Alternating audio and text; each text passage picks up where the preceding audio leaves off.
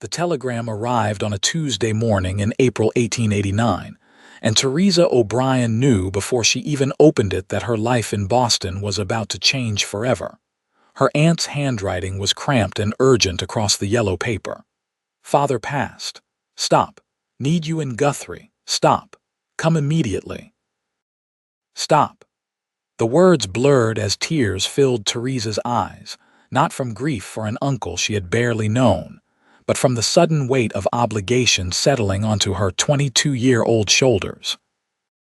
Her mother's sister had no one else, and family was family, no matter how many miles separated them or how different their worlds had become. 3 weeks later, Teresa stepped off the train in Guthrie, Oklahoma Territory, her Boston traveling dress already coated in dust, her carefully pinned auburn hair fighting against the wind that seemed determined to tear it loose. The town sprawled before her in a chaos of hastily constructed buildings, mud-rutted streets, and people who moved with a purpose she could not quite understand. This was nothing like the orderly brick streets of home, nothing like the refined society she had left behind. This was raw and new, barely a month old as a town, born from the land run that had transformed empty prairie into a bustling settlement almost overnight. Her Aunt Margaret met her at the station, older and more worn than Teresa remembered, her face lined with recent grief and the harsh realities of frontier life. They embraced briefly before Margaret led her to a modest frame house on the edge of what would someday be a proper neighborhood. Inside, the furniture was simple but clean, the windows dressed with curtains that had seen better days. "I cannot manage the ranch alone," Margaret said that first evening over a dinner of beans and cornbread. "Your uncle left me 300 acres and more cattle than I can count, but without him." Her voice trailed off and she dabbed at her eyes with a handkerchief. "I will need to sell. There is a man, Isaac Keller, who has made an offer. A fair one, I think." Teresa had heard the name before they even sat down to eat. The neighbor women who had stopped by with food and condolences had whispered it with a mixture of respect and wariness. Isaac Keller, who had claimed land during the run and built it into something substantial through sheer determination and work that would have broken lesser men. Isaac Keller, who could rope and brand faster than any cowboy in the territory.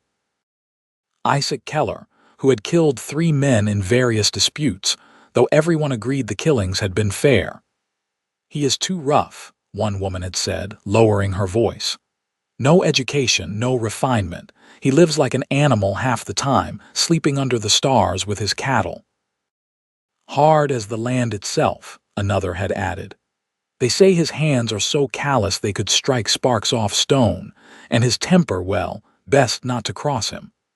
But there was something else in their voices too, something Teresa could not quite name. Not fear exactly, but perhaps respect, or maybe just acknowledgement that in this territory, men like Isaac Keller were the ones who survived. She met him 3 days later when he rode up to discuss the sale with her aunt. Teresa was hanging laundry in the backyard when she heard the horse, and she looked up to see a man dismounting near the porch. He was tall, well over 6 feet, with shoulders that spoke of years of hard labor. His clothes were work-worn denim and leather, his boots scuffed and dusty. A hat shadowed his face until he removed it, revealing dark hair that needed cutting and eyes the color of slate under a stormy sky. His face was angular, weathered by sun and wind, with a jaw that looked like it had been carved from the red Oklahoma earth itself. He was, Teresa realized with a start, probably only a few years older than she was, perhaps 26 or 27, though his face carried a hardness that made him seem older. There was nothing soft about him, nothing refined or gentle. He moved with an economy of motion that spoke of efficiency rather than grace, and when he spoke, his voice was low and rough, as though he was unaccustomed to using it for anything more than necessary commands. Teresa ducked back behind the laundry, her heart beating faster though she could not have said why. Through the flutter of drying sheets, she watched him speak with her aunt, saw the way he stood with his weight on one hip, his hat in his hands. Even from this distance, she could sense the coiled energy in him, like a spring wound too tight. That evening, Margaret was troubled. "He has made a new offer," she said, her hands twisting in her lap. "He wants to marry you." Teresa nearly dropped the plate she was drying. "He what?" "He says he will pay full price for the ranch, more than it is worth really, but only if you agree to marry him." Margaret's face was anguished. "I told him no, of course. Told him you were from Boston, educated, refined, that you would never consent to marry a man like him." "What did he say?" Teresa found herself asking, her voice oddly calm despite the turmoil in her chest. "He said to ask you anyway. Said a woman should make her own choices." Margaret reached across the table to grasp Teresa's hand. "You must not feel obligated, dear girl. We will find another way. I will not have you sacrificing yourself for my sake." But that night, lying in the narrow bed in her aunt's spare room, Teresa could not sleep.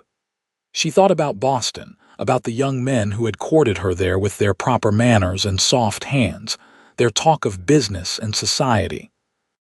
She thought about the future that awaited her if she returned, becoming a governess perhaps, or marrying some clerk who would give her a respectable life of quiet desperation. And she thought about Isaac Keller, about the way he had stood in her aunt's yard with his hat in his hands, about what the women had said. Too rough, too hard, too dangerous. But he had said a woman should make her own choices, and there was something in that which caught at her heart. 3 days later, she told her aunt she would accept his proposal. Margaret wept, certain she was condemning her niece to misery, but Teresa remained firm. "If I return to Boston, I have nothing," she said quietly. "Here, at least, I have a choice. I am choosing this." The wedding took place on a Thursday morning at the small church that had been one of the first buildings erected in Guthrie. Teresa wore a simple dress of cream-colored cotton that her aunt had hastily altered, and she carried wildflowers that Margaret had picked from the prairie at dawn. Isaac arrived in clean clothes, his hair still damp from washing, his face freshly shaved. He looked uncomfortable in his Sunday best, like a wild animal forced into an unnatural shape. The ceremony was brief, witnessed by Margaret and 2 of Isaac's ranch hands who shuffled their feet and looked at the floor throughout. When the preacher said Isaac could kiss his bride, he leaned in stiffly and pressed his lips to Teresa's for the briefest moment. His lips were chapped, his jaw tense, and Teresa felt a flutter of fear in her stomach at the reality of what she had just done. They rode to his ranch in a wagon loaded with her few belongings. Isaac drove in silence, his eyes on the horizon, his hands steady on the reins. Teresa sat beside him, acutely aware of the space between them, of the vast unknown stretching out in all directions. The ranch house, when they reached it, was better than she had expected but still primitive by Boston standards. It was a single-story structure of rough lumber with a stone chimney at one end. Inside, there was one large room that served as kitchen and living area, and 2 smaller bedrooms off to the side. The furniture was handmade and utilitarian, the floors bare wood, the windows covered with oilcloth rather than glass. "It is not much," Isaac said, speaking for the first time since they left town, "but it is sound. Roof does not leak." Teresa nodded, not trusting her voice. She moved to the window and looked out at the rolling prairie, at the distant shapes of cattle grazing, at the endless sky that seemed to press down with its immensity. "I will sleep in the barn," Isaac said behind her, "until you are comfortable." She turned to look at him, surprised. He stood near the door, his hat back on his head, his face unreadable. "This is your home now," he continued, his voice still rough but something softer beneath it. "I will not force myself on you. When you are ready, if you are ever ready, you can let me know." Before she could respond, he was gone, the door closing softly behind him. Teresa stood alone in her new home, her heart a confused tangle of relief and something else she could not name. The first days were awkward and silent. Isaac rose before dawn and often did not return until after dark. When he did come in, he was covered in dust and sweat, his face drawn with exhaustion. He would wash at the pump outside, eat whatever simple meal Teresa had prepared, and then disappear to the barn. Teresa spent her days trying to make the house more livable, washing and scrubbing, attempting to cook on the temperamental stove, learning the rhythms of a life completely foreign to everything she had known. She saw him from the window sometimes, working with the cattle or mending fences, moving with that same efficient economy of motion. His ranch hands, two weathered cowboys named Dutch and Charlie, treated him with obvious respect, following his terse orders without question.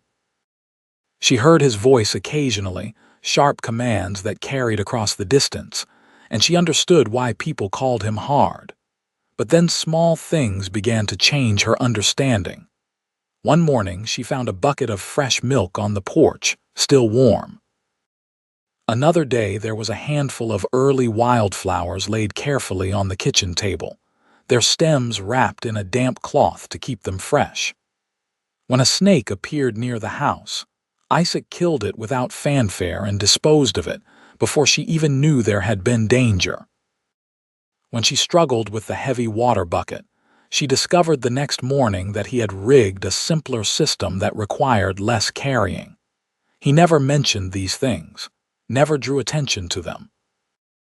They simply appeared, quiet gestures that spoke of attention being paid, of someone noticing her struggles and trying, in his rough way, to ease them. 2 weeks after the wedding, a spring storm rolled in with a violence that terrified Teresa. The wind shrieked around the house, rattling the windows and tearing at the roof. Rain lashed against the walls in horizontal sheets, and thunder crashed so loudly, it seemed the sky was splitting apart.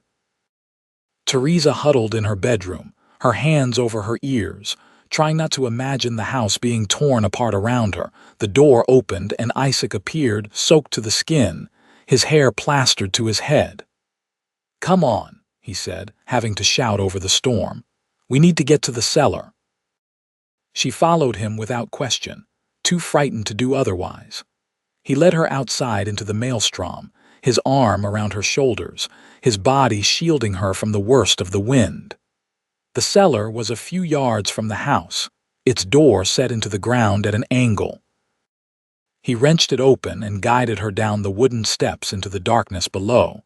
In the close confines of the cellar, with the storm raging overhead, Teresa became aware of his presence in a way she had not before. She could hear his breathing, steady and calm despite the chaos above. She could smell the rain on him, the scent of leather and horses and something else that was simply him. When lightning flashed through the cracks around the door, she caught glimpses of his face, drops of water running down his cheeks, his eyes watching her with an expression she could not read. "Are you frightened?" he asked, his voice gentler than she had ever heard it.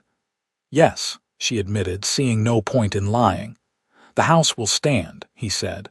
"I built it to last, but I did not want you to be alone in there if you were scared." Something in her chest tightened at his words, at the simple kindness beneath them. "Thank you," she whispered. They sat in silence for a long while, listening to the storm. Eventually, Teresa found herself speaking, telling him about Boston, about her life there, about the strangeness of this new world. She had not meant to say so much, but in the darkness, with nothing to do but wait, the words came easier than she expected. To her surprise, Isaac listened without interrupting. When she fell silent, he began to speak in turn, his voice low and halting at first, then gradually easier. He told her about growing up in Missouri, about his parents dying when he was 16, about making his way west and learning the cattle trade through sheer necessity. He told her about the land run, about racing with thousands of others to claim his piece of Oklahoma territory, about building something from nothing through 18-hour days and hands that bled from the work. "I know I am not what you deserved," he said quietly. "I know I am rough and uneducated. But I will work hard for you and I will keep you safe. That is all I know how to give." Teresa felt tears prick her eyes in the darkness. "That is more than many men would offer," she said softly. When the storm finally passed and they emerged into a world washed clean and glittering with rainwater, something had shifted between them. It was subtle, barely there, but real nonetheless. The next evening, Isaac came in from the range earlier than usual. He had washed more carefully than normal, and his hair was combed back from his face. He stood awkwardly in the doorway of the kitchen where Teresa was preparing dinner. "I thought," he began, then stopped, his jaw working. "I thought maybe I could eat inside tonight, with you. If that would be acceptable." Teresa felt a smile tug at her lips, the first genuine one since arriving in Oklahoma. "I would like that very much." They ate together at the small table, and though the conversation was stilted at first, gradually it began to flow more naturally. Isaac asked her about her day, and she found herself laughing as she described her attempt to bake bread that had emerged from the oven resembling a brick more than food. "My mother's bread was like that," Isaac said, and there was a warmth in his voice she had not heard before. "My father used to joke that she could use it for ammunition if we were ever attacked." "Did she improve?" Teresa asked hopefully. "Not even a little bit," Isaac said, and something that might have been a smile crossed his face. "But my father ate every bite and never complained." After that evening, Isaac began taking his meals inside regularly. Slowly, carefully, they began to learn each other. Teresa discovered that, beneath his rough exterior, Isaac had a dry sense of humor that caught her off guard and made her laugh. She learned that he could not read more than a few simple words, a source of shame for him that he tried to hide. She learned that he was meticulously fair with his ranch hands, paying them well and treating them with respect. She learned that he had a deep knowledge of the land and animals, an intuitive understanding that came from years of close observation. And Isaac, for his part, began to see beyond the refined Boston woman to the person underneath. He saw her determination, the way she refused to give up even when frontier life overwhelmed her. He saw her kindness, how she always set aside food for the stray dog that had appeared one day and never left. He saw her intelligence, the quick way she grasped new concepts and adapted to challenges. He saw her loneliness, and it called to something in him that he had thought long dead. One evening, as they sat on the porch watching the sun set over the prairie, Teresa asked him about the men he had killed. She had been avoiding the subject, but it hung between them and she needed to understand. Isaac was quiet for a long time, his face turned toward the dying light. When he finally spoke, his voice was heavy with old weight. "The first man tried to steal my cattle 2 years ago," he said. "Came at night with 3 others. I confronted them and he drew on me. It was him or me." He paused, his hands gripping the porch railing. "The second man cheated at cards and pulled a knife when I called him on it. The third was last year. He was beating his horse nearly to death, and I told him to stop.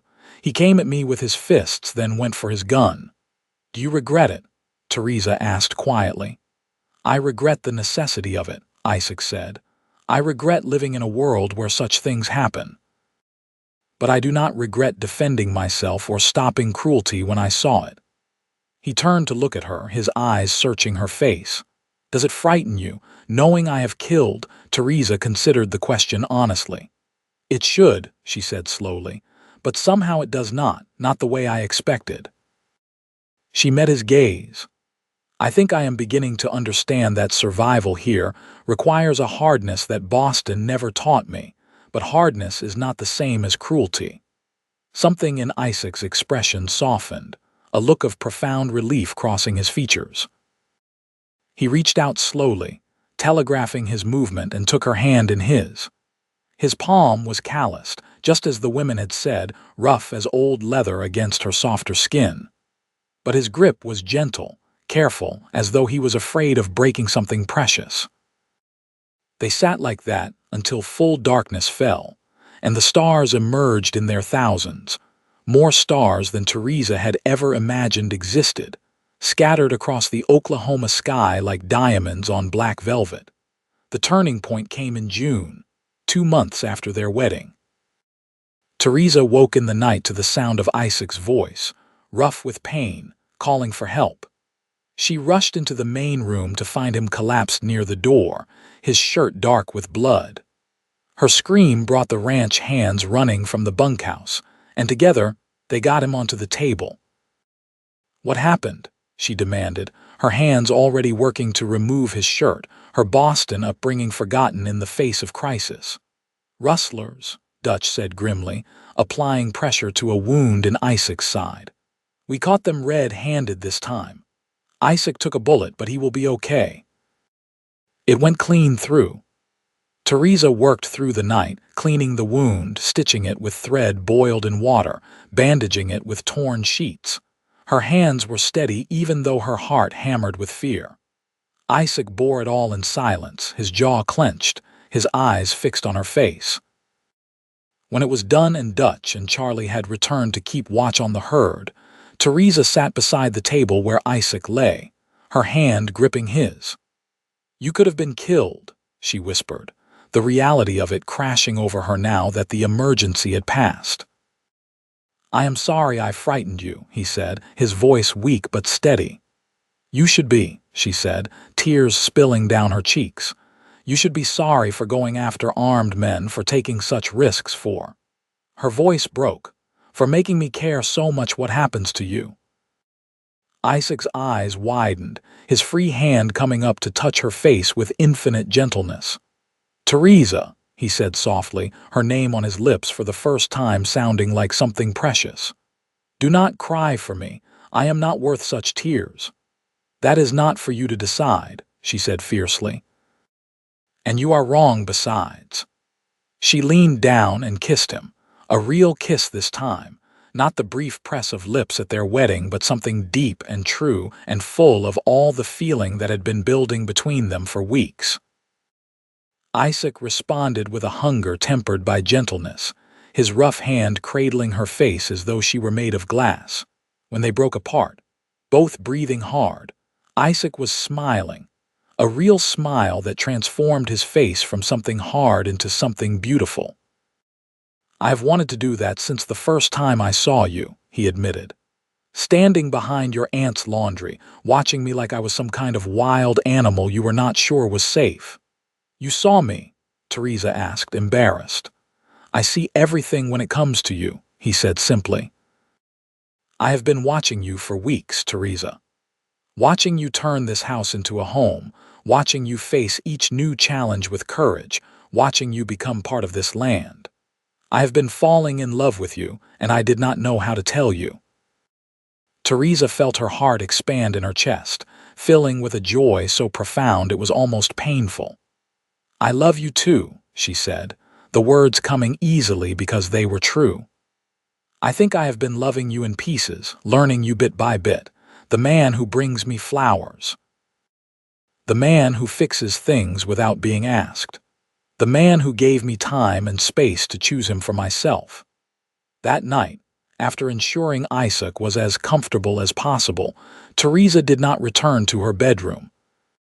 She pulled a chair close to where he lay and kept vigil, dozing occasionally but mostly just watching him, reassuring herself that he was alive and breathing in hers. Isaac recovered quickly, his naturally strong constitution and Teresa's careful nursing bringing him back to health within weeks. But something fundamental had changed between them. The careful distance was gone, replaced by an easy intimacy that grew deeper each day. They moved Isaac into the main bedroom, and Teresa tended him there through his recovery, learning the landscape of his body, the scars that marked his hard life, the surprising gentleness with which he touched her. When he was well enough, Isaac began teaching Teresa to ride, a skill she would need if she was truly going to be a rancher's wife. He was patient in a way that surprised her, never mocking her mistakes, always encouraging. Under his guidance, she learned to sit a horse with confidence, to read the signals of the animal beneath her, to move with rather than against its rhythm. They rode out together in the evenings, Isaac showing her the extent of their land, pointing out landmarks and good grazing areas, sharing with her the knowledge he had accumulated. Teresa began to see the prairie not as empty wasteland, but as something rich and complex, full of subtle beauties that revealed themselves slowly to patient eyes. One evening, they came upon a small creek lined with cottonwoods, a hidden pocket of green in the rolling grassland. Isaac dismounted and helped Teresa down, and they sat by the water as the sun painted the sky in shades of orange and gold. "When I first saw this place," Isaac said, "I knew I wanted to bring someone here someday, someone special." He turned to look at her, his gray eyes soft with emotion. "I did not know it would be you, but I am grateful beyond words that it is." Teresa leaned into him, resting her head against his shoulder, feeling the solid strength of him, the steady beat of his heart. "The women in town told me you were too rough," she said softly. "They said you were hard and dangerous and not fit for a woman like me." "They were not wrong," Isaac said, his voice touched with old pain. "I am those things, Teresa, I have had to be to survive." "But you are also gentle," Teresa said, lifting her head to look at him. "You are gentle with the horses, with the land, with me. You hide it, but it is there. I have seen it in 100 small ways." Isaac pulled her close, his arms wrapping around her with careful strength. "You make me want to be gentler," he admitted. "You make me want to be the man you see when you look at me." They made love for the first time beside that creek, on a blanket spread over the soft grass, with the sound of water and wind and the calls of evening birds surrounding them. Isaac was tender and patient, his rough hands infinitely careful as he learned her body, as he showed her pleasures she had never imagined. And when it was over and they lay tangled together in the fading light, Teresa felt a completeness she had never known, as though all the scattered pieces of herself had finally come together. The summer passed in a golden haze of work and love and growing understanding. Teresa flourished under the Oklahoma sun, her body growing stronger, her hands developing their own calluses. She learned to help with the ranch work, not just the house but the actual running of the cattle operation. Isaac taught her to rope, to read brands, to spot a sick animal in a herd. He included her in decisions about the ranch, valuing her opinions even though she was still learning. In return, Teresa began teaching Isaac to read. They started with simple things, children's primers that she ordered from a catalog, and gradually worked their way up to more complex material. Isaac was a dedicated student, embarrassed by his lack of knowledge but determined to improve. Teresa found his determination touching, the way he would practice his letters by lamplight long after she had gone to bed, his tongue caught between his teeth in concentration. "Why is this important to you?" she asked him one night, watching him laboriously work through a page of text. "Because you deserve a husband who is not ignorant," he said, not looking up from his work. "Because I want to be able to read you poetry someday the way you deserve. Because I want to understand the world the way you do." Teresa's eyes filled with tears, overcome by the love this hard man showed her in ways both large and small. She moved to sit beside him, taking his hand in hers. "Isaac Keller," she said softly, "you are the finest man I have ever known, educated or not. But I will help you learn because you want to, not because you need to prove anything to me." As autumn approached, bringing cooler temperatures and the first hints of color to the prairie grasses, Teresa realized she was with child. She told Isaac one evening as they sat on the porch, watching the stars emerge. He went very still, his hand freezing in the motion of raising his coffee cup to his lips. "A baby," he said, his voice odd, almost strangled. "Yes," Teresa said, suddenly worried by his reaction. "I know it is soon, but—" Isaac set down his cup carefully and turned to her, and she saw that his eyes were wet with tears. "I never thought," he said roughly, "that I would have this. A wife, a home, a child. I thought I was too rough for such things, too hard. That I would live alone and die alone, and that was what I deserved." "Isaac," Teresa whispered, her own tears starting. "You have given me everything," he said, pulling her into his arms. "You have given me a life I never dreamed possible, and now a child." He pressed his face into her hair, his shoulders shaking. "I do not know if I will be a good father. I never had much example to follow.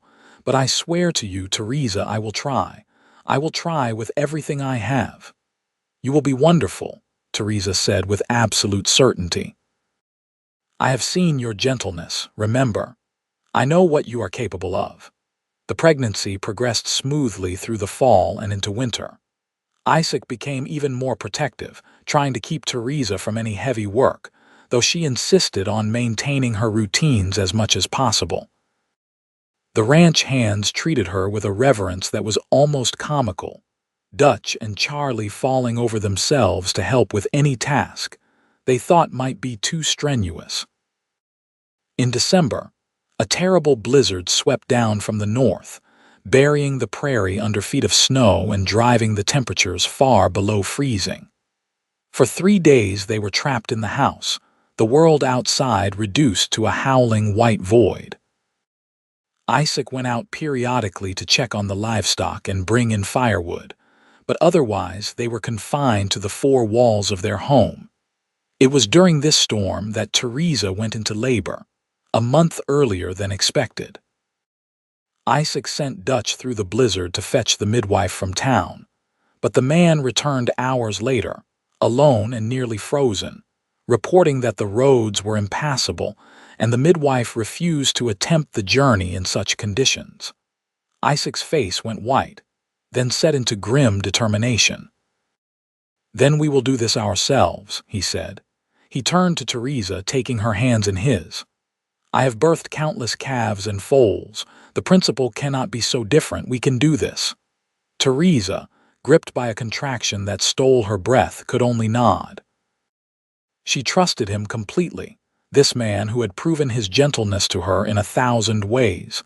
The labor was long and difficult, lasting through the night and into the next day. Isaac stayed by her side throughout, his presence a steady anchor in the storm of pain. He remembered everything he had ever learned about difficult births, applying that knowledge with careful hands and steady nerves.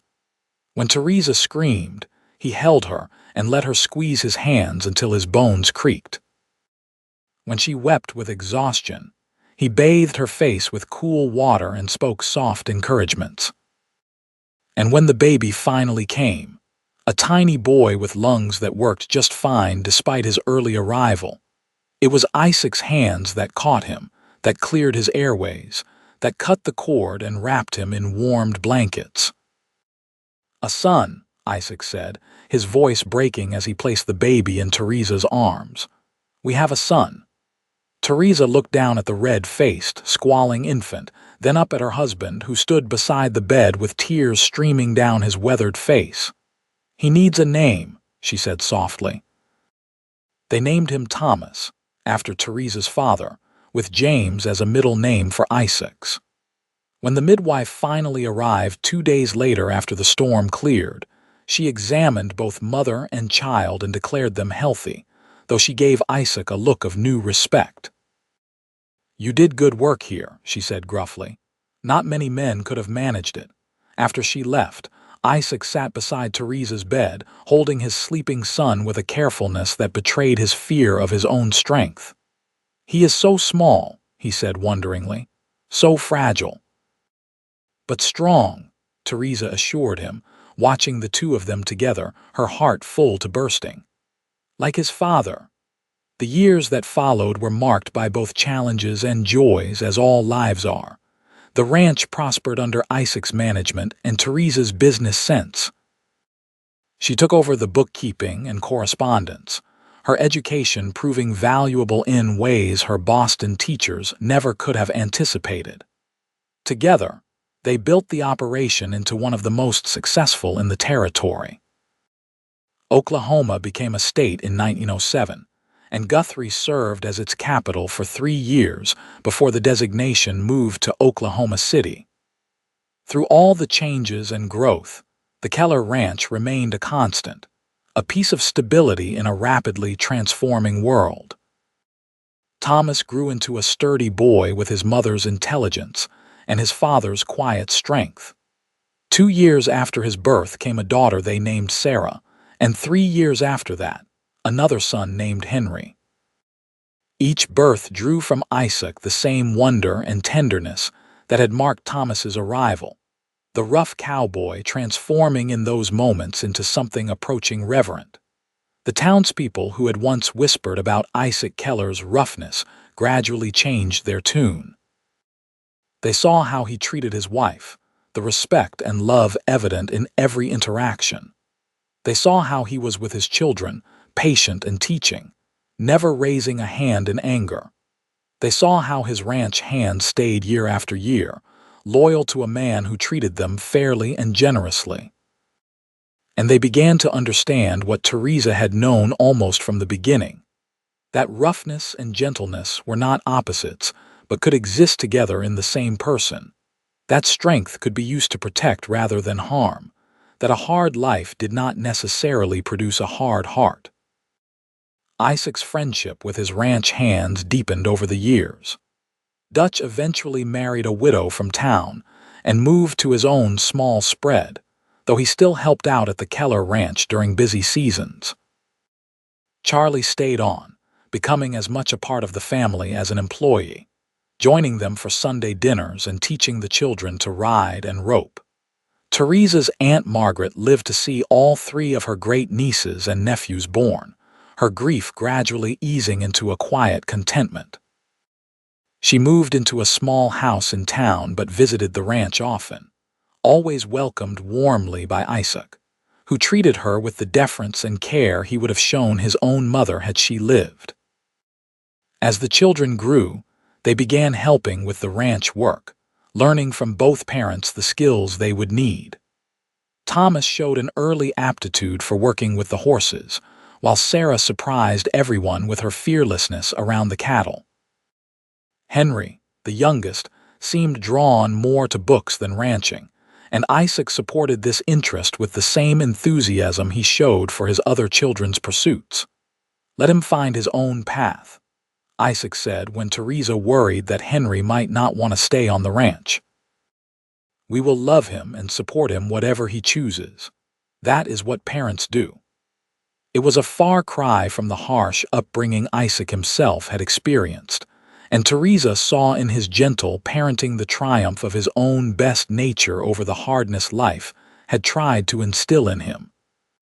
One evening in the spring of 1912, nearly 23 years after their wedding, Isaac and Teresa sat on their porch watching the sunset, just as they had done countless times before.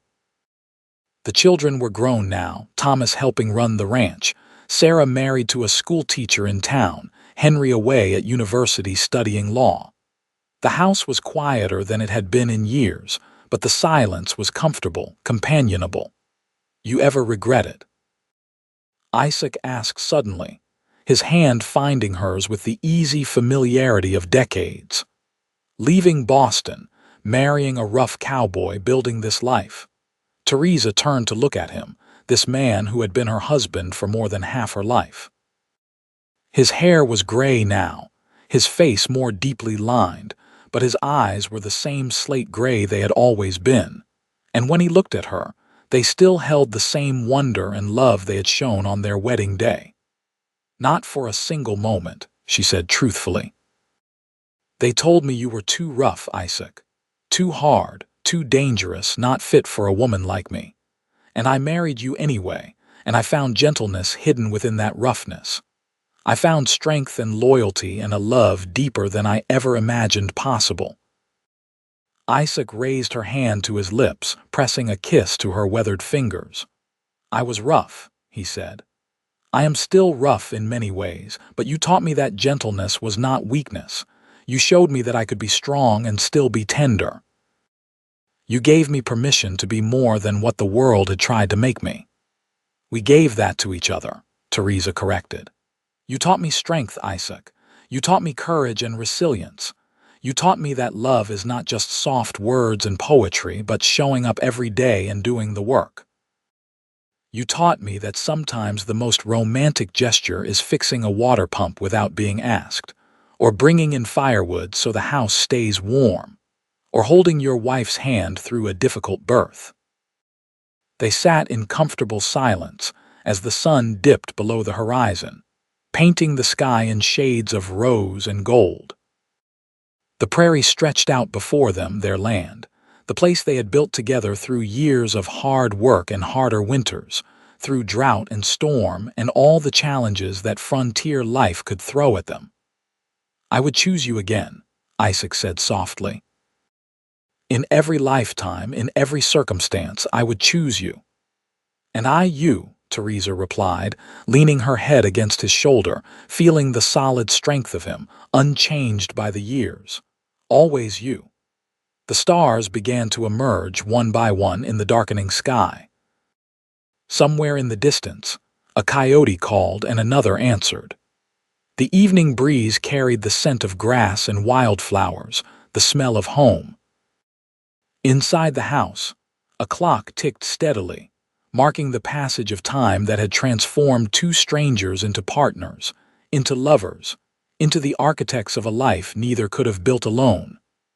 The rough cowboy and the Boston woman brought together by circumstance, held together by choice. In the years that followed, the ranch continued to thrive under the guidance of Isaac and Thomas working together, the son having inherited the best qualities of both parents. Sarah's children visited often, filling the house again with the sound of young voices and laughter. Henry returned from university and set up a law practice in Guthrie, becoming known for his fierce advocacy for fair treatment of all citizens, regardless of their origins or circumstances. Isaac and Teresa grew old together as they had grown into each other, with grace and patience and abiding love. They saw Oklahoma transform from territory to established state, saw automobiles begin to replace horses on the roads, saw the world change in ways they never could have imagined on that day in 1889, when a telegram arrived in Boston and set in motion a chain of events that would define both their lives. When Isaac died in 1934 at the age of 71, it was peacefully in his sleep, with Teresa beside him as she had been for 45 years. His last words to her, spoken the evening before as they sat on their porch watching another sunset, were simple and true. "Thank you for seeing me, Teresa, for seeing past what I appeared to be to what I could become." Teresa lived another 8 years, surrounded by children and grandchildren, keeping the ranch running with the help of Thomas and his family. She spoke often of Isaac to anyone who would listen, making sure that the rough cowboy who had shown her such gentleness was remembered not for the hardness the world had seen, but for the tenderness he had revealed to those who earned his trust.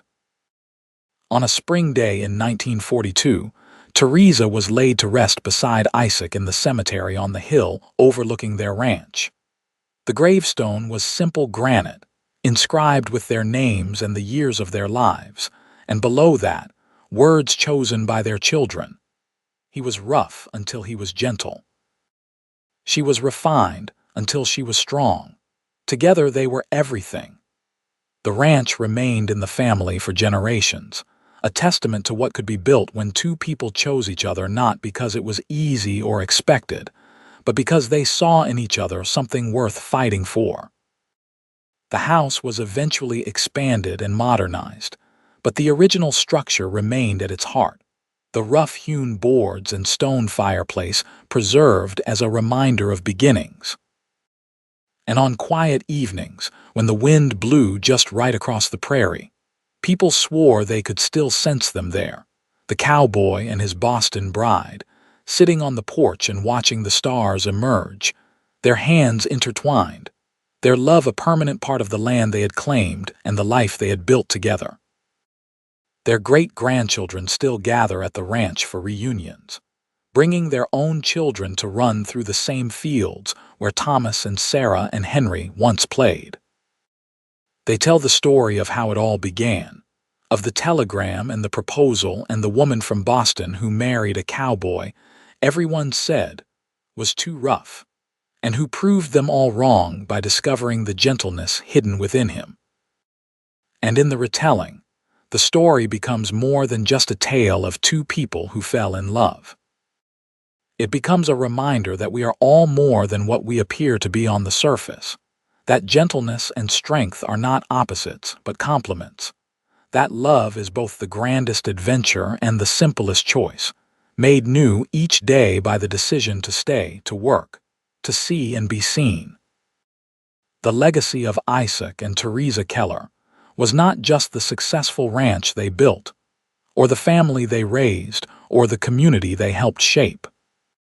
Their legacy was the proof, written in the years of their life together, that love can transform us, that we can be both rough and gentle, both strong and tender, both who we are and who we are becoming, all at once. And perhaps that is the greatest love story of all, not the tale of perfect people who never struggle, but the story of imperfect people who choose each other anyway, who see past the surface to the truth beneath, who build something lasting from the raw materials of their flawed humanity and their stubborn, enduring devotion to each other. In the end, they told her the cowboy was too rough. She married him anyway. And in doing so, she discovered that roughness was just another word for strength, that hardness was just protection for a heart that had learned not to trust too easily, and that within the shell of the man, everyone warned her about was a gentleness that belonged only to her, earned through patience and trust, and the kind of love that sees truly and loves anyway. That is the story of Isaac and Teresa Keller, the cowboy and his bride, who built a kingdom of their own making on the Oklahoma prairie, and filled it with love that outlasted both their lives, becoming part of the land itself, eternal as the stars that watched over them through all their years together.